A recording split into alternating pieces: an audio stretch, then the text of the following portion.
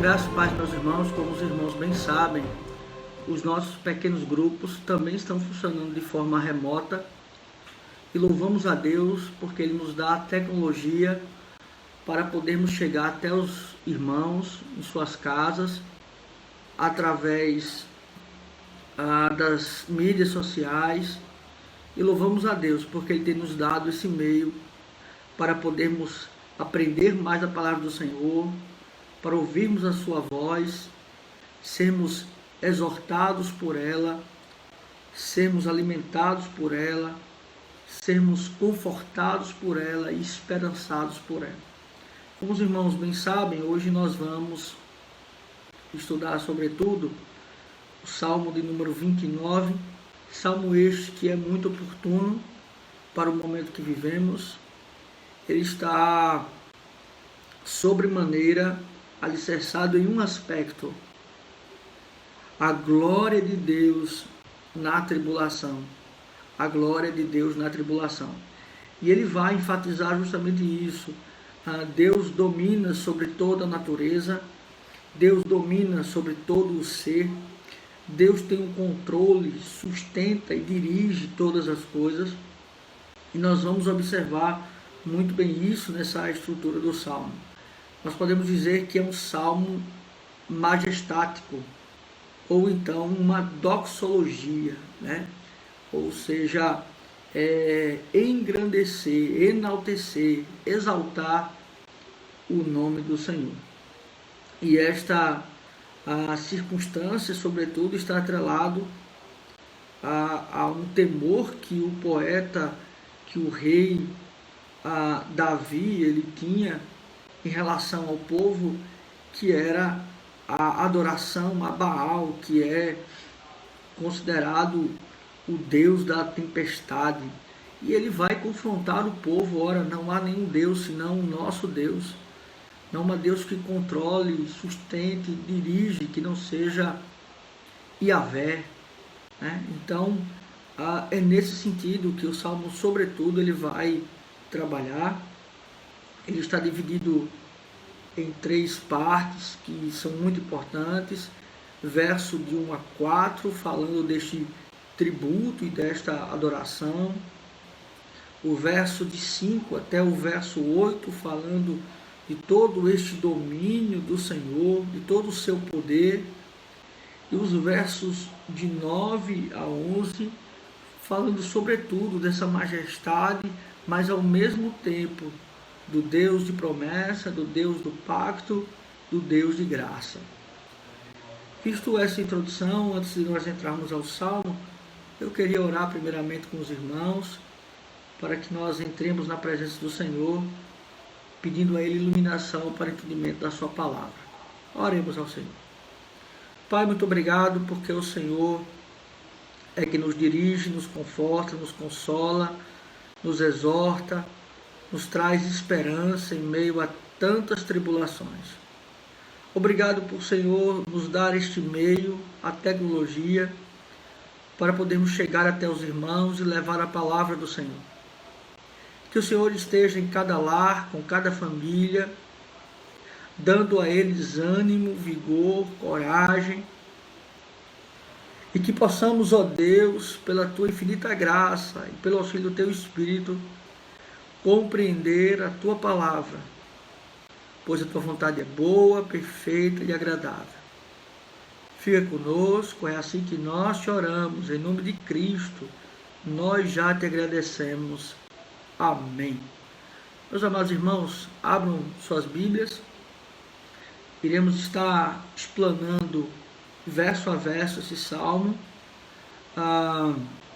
Portanto, o salmo de número 29, a partir do verso 1, assim diz a palavra do Senhor: tributai ao Senhor, filhos de Deus. A primeira questão aqui, ele começa esse salmo com um vocativo, com um chamado, e este chamado, ele se utiliza do tributo. É como se ele dissesse: aqueles a quem eu chamo, eles são aqueles que devem a Deus. Ou seja, eu estou chamando a devedores. E estes têm algo a pagar a Deus. Estes têm algo a dar a Deus. E tributo que é tanto dado para se pagar uma conta, aqui justamente está atrelado ao que eu devo pagar ao Senhor. Qual deve ser então, qual é a minha dívida para com Deus? É claro que primeiramente a minha dívida para com Deus está relacionado ao pecado original. E esta dívida foi paga por Cristo. Mas há uma paga também para esses que são chamados por Deus, são invocados por Deus a estar na sua presença. É pagar ao Senhor, dando a glória que só ao Senhor é devida. Então o tributo, a paga aqui está relacionado sobretudo à adoração, a render graças a Deus, a entender e compreender que Deus tem o controle, o domínio sobre todas as coisas. Então aqui é uma expressão de chamamento para culto, né? Para cultuar a Deus, para adorar a Deus. E ele vai usar a expressão filhos de Deus. Filhos de Deus aqui está relacionado a 3 aspectos. Primeiramente, filhos de Deus, o povo de Deus. Um outro aspecto é filhos de Deus relacionados a toda a criação, ou seja, toda a criação, ela de certa forma, ela é filha de Deus. E filhos de Deus, além disso, uma outra particularidade, que também é criação, mas está relacionado aos anjos. Vale lembrar que esse texto, ele está, de certa forma, relacionado a Isaías 6, quando temos a teofania, a demonstração da glória de Deus, de toda a majestade de Deus, como Deus é apresentado naquela teofania ao profeta Isaías, qual a sua reação diante disso, qual é a reação dos anjos diante do Senhor. Então nós vemos aqui que qual é a reação diante da glória de Deus, ou seja, a glória de Deus tomando todo lugar. Então, de maneira que aqui então ele invoca o povo, primeiramente para pagar a Deus o que é devido, que é a honra, a glória, a majestade, no sentido de adoração, que isso está sim relacionado com o povo de Deus. Isso também está relacionado com toda a criação, com todo o cosmos. Também está atrelado até mesmo esses anjos, esses seres angelicais. Também eles devem a glória exclusivamente a Deus. E ele repete a palavra: tributai ao Senhor glória e força. Aqui, meus irmãos, quando ele trabalha a glória de Deus, né, está justamente trabalhando a ideia da manifestação de Deus. Por que eu devo a Deus a honra, a adoração? Porque Ele é glorioso, ou seja, todo o seu ser, os seus atributos. Ele é santo, Ele é bondoso, Ele é onipresente, onisciente, onipotente, transcendente, todos os atributos de Deus. Ora, por que esta glória? E aqui, quando ele trabalha a ideia de força, ou de fortaleza, ou de ser fortificado, aqui é a ideia que este Deus, ele não só é, mas ele também age, ele tem poder sobre todas as coisas. Ou seja, ele tem a força, o poder. Não é só aquele que é, mas é aquele que faz.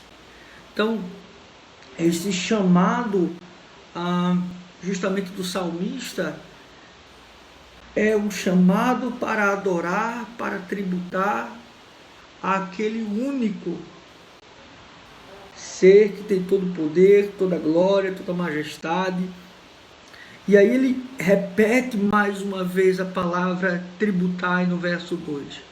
Ora, ele vai sempre nos lembrando esta ideia: somos devedores de Deus. Nada que fazemos pode ser comparado àquilo que Deus é. Ou seja, sempre somos devedores do Senhor, no sentido de que nós devemos a Ele. Primeiramente, toda a criação deve a Ele, por Ele ter criado todas as coisas. Mas não somente isso, né? Nós devemos a Ele a redenção, a reconciliação. E ele vai argumentar: tributai ao Senhor a glória devida ao seu nome. Adorai o Senhor na beleza da sua santidade. Adorai o Senhor na beleza da sua santidade. Ou seja, ele vem com a palavra tributo para no fim dizer: os devedores devem adorar a Deus. E aqui ele usa a expressão: adorai o Senhor na beleza da sua santidade. Aqui justamente na beleza das suas vestes também pode ter sido. Aqui justamente é a ideia de Deus se revelando, um Deus que é santo, né? E esta beleza da sua santidade é justamente uma expressão cultica, ou uma expressão de ver o brilho de Deus, assim como Moisés, quando recebeu as tábuas da lei, a sua face ela brilhava, a glória de Deus estava ali. E aqui então ele vai trabalhar o sentido de que esta beleza da santidade de Deus nós podemos remeter para Cristo. Ora, como é que nós adoramos a Deus na beleza da sua santidade? Através de Cristo, através do nosso Senhor Jesus Cristo. Então, aqui ele trabalha uma espécie cultica na beleza da sua santidade. Prestai o culto que é devido. Nós somos devedores do Senhor e nós devemos prestar o culto que a Ele é devido. Ele é santo. E é justamente isso que os anjos eles vão entoar em Isaías 6. Santo, santo, santo é o Senhor. De maneira que então aqui há uma expressão cultica e ele prossegue no texto e ele vai dizer: ouve-se a voz do Senhor sobre as águas. Aqui então ele começa a dizer: ora, Deus fala conosco através da criação. Deus se manifesta a todos os homens através da criação. A maravilha da criação manifesta a voz do Senhor. E ele vai dizer a expressão sobre as águas. Aqui ele justamente retoma a ideia de Gênesis 1,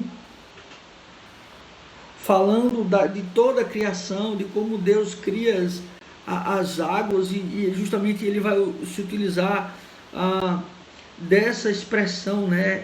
Essa voz sobre as águas, criando todas as águas.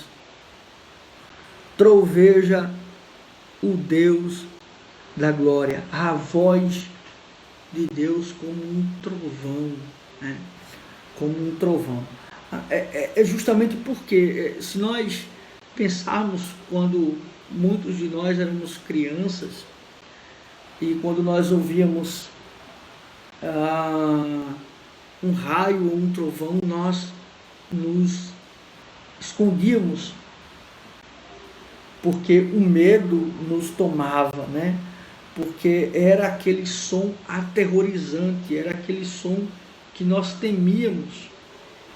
E aqui ele usa a palavra de trovejar. Sabemos que o trovão, ele é uma reação do raio, né? Ele vem após o raio, e ele justamente ele estremece. E a ideia é justamente essa, que a voz de Deus, ela estremece toda a terra, ele abala toda a terra. Deus se revela e abala os homens, abalam justamente os seus alicerces. E a ideia aqui é deste Deus trovejando, o Deus da glória, o Deus glorioso, o Deus majestoso. O Senhor está sobre as muitas águas, mais uma vez, no sentido da criação. Deus está sobre tudo que Ele criou. Enquanto muitas vezes contemplam a natureza, dando à própria natureza a glória, o texto nos diz que a glória está naquele que criou. Ele está sobre, acima das muitas águas. E esta ideia não é só porque ele é criação, mas não só porque ele é criador, mas porque ele controla todas as águas, porque ele controla todos os mares, ele controla todos os rios, ele está acima todos os fenômenos que acontecem na natureza, todos os fenômenos que ocorrem na natureza, eles estão debaixo do senhorio de Deus, eles estão debaixo do seu controle. Mais uma vez, ele vai repetir no verso 4, a voz do Senhor. A voz do Senhor é poderosa, a voz do Senhor é cheia de majestade. E aqui, mais uma vez, ele repete, né? A voz do Senhor, a voz do Senhor. Deus falando com o seu povo, Deus falando com toda a criação, Deus falando com toda a natureza. Percebam que é justamente isso, né? A voz do Senhor é poderosa. Aqui justamente está atribuindo que aquilo que Deus fala acontece. É assim que ele faz na criação em Gênesis 1. E Deus diz, haja luz e houve luz. Então todo esse movimento é Deus fala, acontece. Deus fala, acontece. E aí em seguida ele vai dizer, a voz do Senhor é cheia de majestade. Quando nós pegamos justamente Gênesis 1:1, no princípio criou Deus os céus e a terra, ali justamente no nome do Senhor há uma ideia de um plural majestático, né?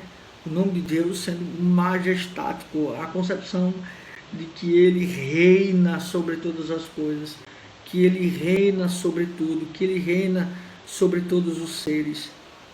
Ora, ele tem domínio sobre todas as coisas, né? E aí ele parte, agora que ele saiu desse aspecto de adoração, ele vai para um outro sentido do texto, né? Como a gente falou, agora ele vai dos versos 5 a 8, trabalhar os efeitos, né, desta voz do Senhor. E ele vai dizer mais uma vez, a voz do Senhor quebra os cedros. Aqui ele vai agora trazer os efeitos dessa voz de trovão, desta voz que estremece a terra, desta voz que também faz brotar todas as coisas. Ele vai dizer, a voz do Senhor quebra os cedros. Ele está dizendo, não há rei que não se curve sobre Deus. Não há nenhum poderoso que não se curve perante o Senhor. Aqui é sobretudo ele dizendo, ora, Deus, ele quebra toda a arrogância, toda a prepotência, toda a suficiência do ser humano. Ele agora se dirige aos poderosos da terra, sobretudo, aos reis, aos governantes, aos magistrados. Ele diz: ora, não há poder terreno que possa conter o meu poder. De maneira que então ele quebra todos os cedros, e muito bem sabemos, né, que os cedros era justamente aquilo no qual o rei ele chamava alguém à sua presença. Era através do cedro que ele dirigia e definia a sua postura diante de alguém. Enfim, ele quebra este poder dos reis. Ele vai dizer: sim, o Senhor despedaça os cedros do Líbano, ele os faz saltar como um bezerro. O Líbano. E aí ele vai dizer justamente isso, né? Ele faz saltar como um bezerro. Ele usa esta palavra, né, para esta figura de linguagem, para justamente dizer isso. Ora, eu tenho domínio sobre todos estes, né? E ele ainda vai usar uma outra linguagem, né? Ele vai falar de Sirion, ele fala como bois selvagens. A ideia aqui é justamente de ele os espanta, ele os afugenta, né? Ele faz com que estes que aparentam ser tanto poder sejam diminuídos na presença do Senhor. E ele utiliza 7 vezes a palavra voz do Senhor no texto. A voz do Senhor despede chamas de fogo. Percebam, meus irmãos, que sempre quando nós vemos a concepção de fogo em relação à palavra do Senhor, a sua revelação, é a ideia de juízo de Deus, né? Ele é fogo consumidor, né? Ele consome, ele destrói, ele despedaça. Ele traz justamente o juízo sobre os soberbos, sobre aqueles que pensam estar acima de Deus. E aqui então ele está trazendo não só para os ímpios, mas ele também está dizendo: ora, vocês não devem se comportar como os ímpios, porque senão vocês receberão também o meu juízo. E então ele vai traçar no verso 8: a voz do Senhor faz tremer o deserto. O Senhor faz tremer o deserto de Cádiz. Ou seja, aqui ele fala sobre as estruturas. Ele faz tremer o deserto.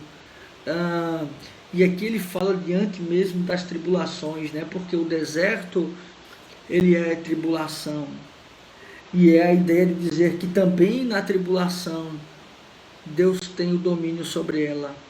Deus está acima desta tribulação. Deus está acima do deserto. Conquanto no deserto se há necessidades, o deserto é algo terrível, o deserto é algo terrível para as pessoas. Ele diz: olha, eu tenho domínio também sobre o deserto, eu estremeço os desertos. Mas a partir do verso 9, ele vai então trabalhar um terceiro aspecto. Ele, nos versos de 5 a 8, ele falou desse juízo dele, ao mesmo tempo da sua santidade. Ele fala que ele tem o poder sobre toda a natureza e que ele trará sim juízo para aqueles que se ensoberbecem, para aqueles que se acham acima de Deus. É tanto que ele usou a figura do cedro, despedaçar o cedro, mas agora ele vai se utilizar de uma outra linguagem. repetindo mais uma vez as palavras: a voz do Senhor faz da cria as corças e desnuda os bosques. Aqui então, meus irmãos, faz da cria as corças. É como que, por exemplo, ele está dizendo aqui para nós que o poder de Deus, ele é tão tremendo, tão grande, que diante do temor e do terror da voz de Deus, está antecipado justamente o parto, né? Da cria às corças. Não chegou ainda o tempo, mas Deus, inclusive, ele pode antecipar. Ele está justamente acima das leis naturais, né? A ideia é que ele, antecipando o parto, faz da cria as corças, ou seja, faz nascer antes mesmo do tempo natural.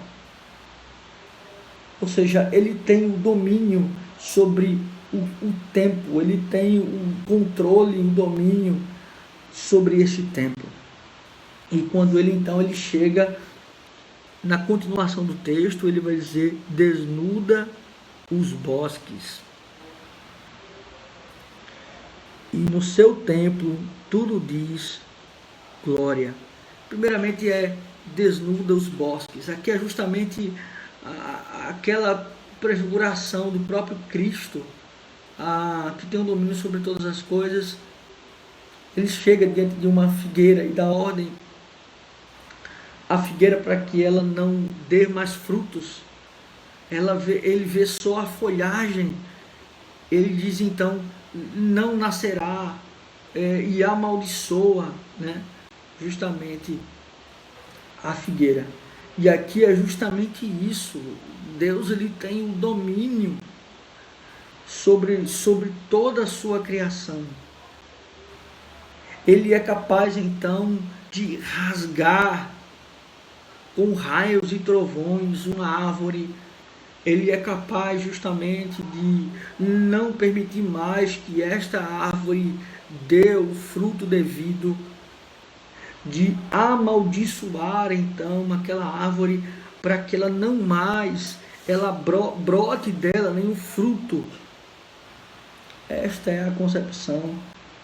Nós muitas vezes achamos que nós estamos seguros diante das leis naturais.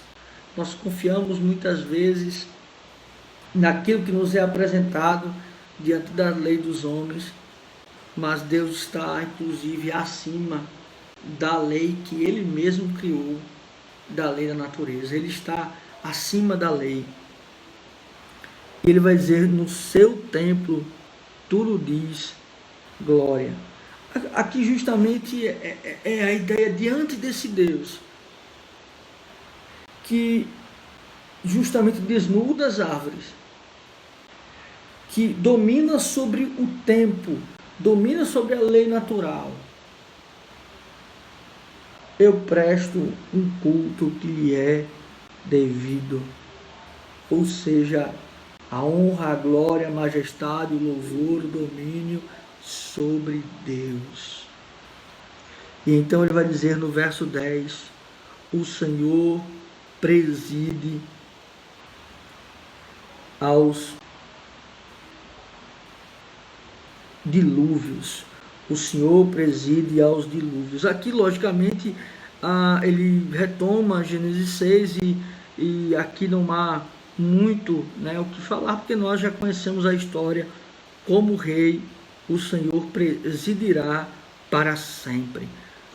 Aqui, justamente, ele está trazendo a ideia: o Senhor julga todos os povos.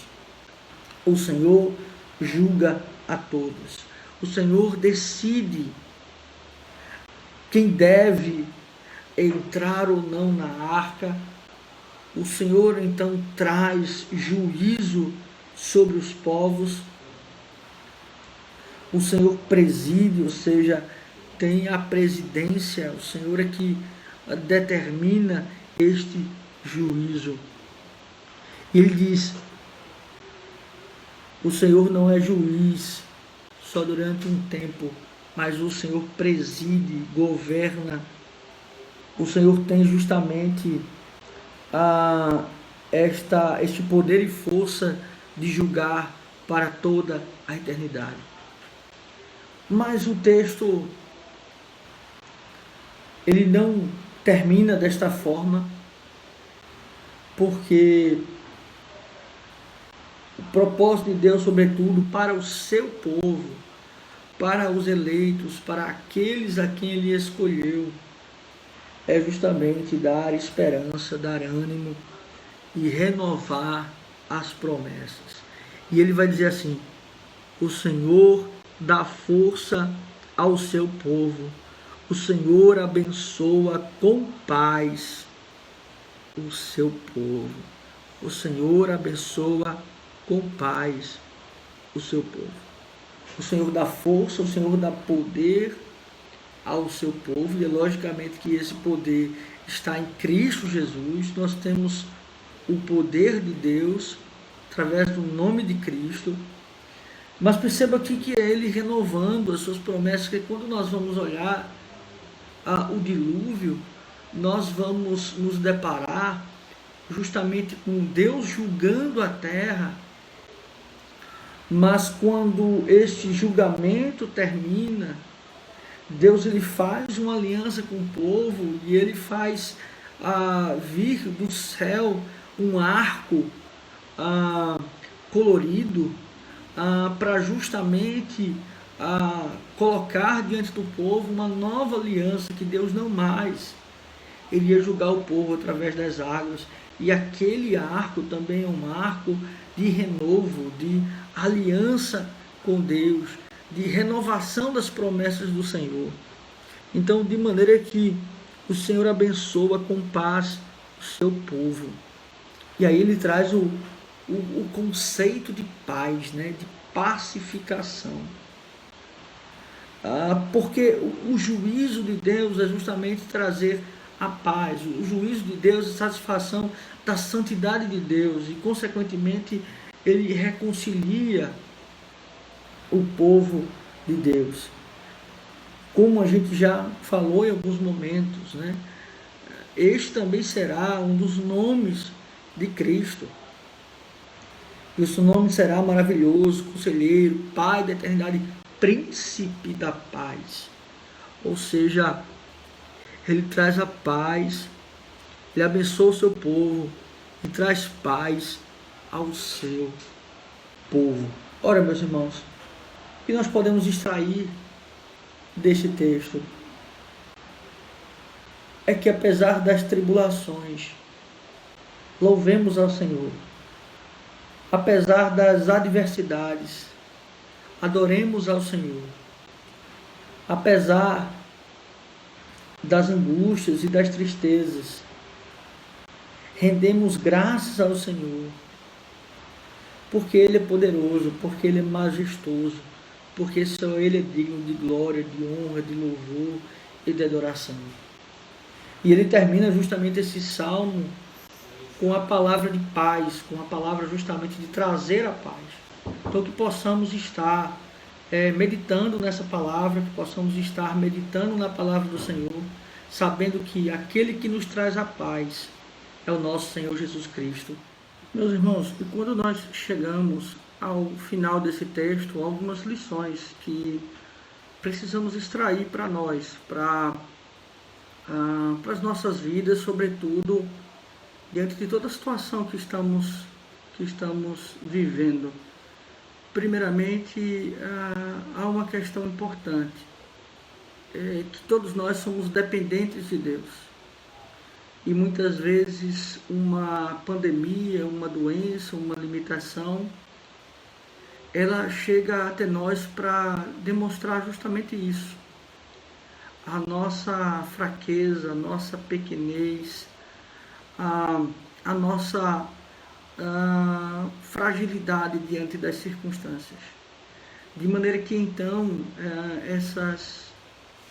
doenças, essas circunstâncias nos fazem voltar os olhos ao Senhor, nos fazem justamente a percebermos que somos dependentes dele.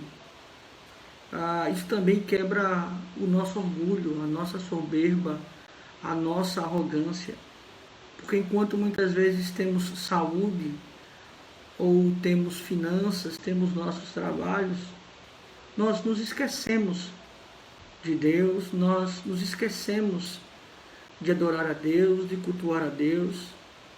E essas circunstâncias naturais, elas também nos fazem perceber que nada que fazemos e que somos diante dos homens se compara diante do que Deus é, diante da sua criação. Então, isso também é importante para que nós possamos fazer uma autoavaliação, uma autorreflexão. Como andava o nosso relacionamento com Deus, a nossa visão diante de Deus, e agora somos justamente também chamados a vislumbrar a grandeza de Deus sobre todas essas coisas e repensar em nossas vidas. Mas há um terceiro aspecto também, é que as tribulações que nos mostram um Deus majestoso, glorioso, digno de honra, glória, louvor e adoração. Ele também é um Deus que renova as suas promessas. Ele é um Deus que nos lembra das promessas feitas no seu pacto. De maneira que é um Deus que não nos desamparará. É um Deus que não nos deixará. É um Deus que cumprirá as suas promessas. Que Deus assim nos abençoe. Que Deus nos faça sempre nos lembrar que as promessas dele foram cumpridas em Cristo Jesus, aquele que nos trouxe a paz, a reconciliação com Deus. Vamos orar ao Senhor mais uma vez, e eu fico à disposição dos irmãos para estar sanando as dúvidas, compartilhando dessa palavra, e que os irmãos tenham sido ricamente abençoados com a palavra do Senhor. Oremos ao Senhor mais uma vez. Pai, muito obrigado, porque o Senhor nos deu o privilégio de ouvirmos a Tua voz, de podermos ser alimentados por ela, de podermos ser exortados por elas, consolado e esperançado, Senhor, na certeza de que o Senhor é digno de honra, glória, louvor, de que o Senhor tem o poder sobre todas as coisas, mas também, Senhor, que o Senhor é um Deus de promessa. E é um Deus, Senhor, que nos traz a certeza de que tudo isso passará. E o Senhor, pelos méritos de Cristo, nos garantiu novidade de vida e vida eterna com o Senhor. É assim que nós choramos. Em nome de Cristo Jesus, nós te agradecemos. Amém. Que Deus os abençoe, meu irmão.